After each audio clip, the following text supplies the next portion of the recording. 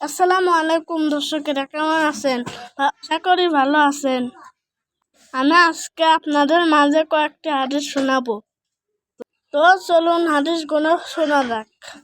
1 নং হাদিস, ক্বালান নাবিয়্যু সাল্লাল্লাহু আলাইহি ওয়াসাল্লাম, খায়রুকুম মান তাআল্লামাল কুরআনা ওয়া আল্লামা। হাদিসের অর্থ, হযরত নবী কারীম সাল্লাল্লাহু আলাইহি ওয়াসাল্লাম তোমাদের মধ্যে সর্বোত্তম ওই ব্যক্তি যিনি কুরআন মাজিদ শিক্ষা করেন এবং শিক্ষা দেন। 2 নং হাদিস, আফদালুল ইবাদাতি তিলাওয়াতুল কুরআন। হাদিসের অর্থ, কুরআন মাজিদ তিলাওয়াত সর্বোত্তম ইবাদত।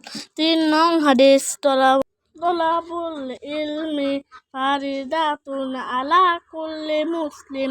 হাদিসের অর্থ, ইলমে দ্বীন শিক্ষা করা প্রত্যেক মুসলমানের উপর ফরজ। 4 নং হাদিস, আত-তুহুরু শাতরুল ঈমান। হাদিসের অর্থ, পবিত্রতা ঈমানের অর্ধেক। 5 নং হাদিস, আল-হায়াউ শুববাতুম মিনাল ঈমান। হাদিসের অর্থ, লজ্জা ঈমানের অঙ্গ।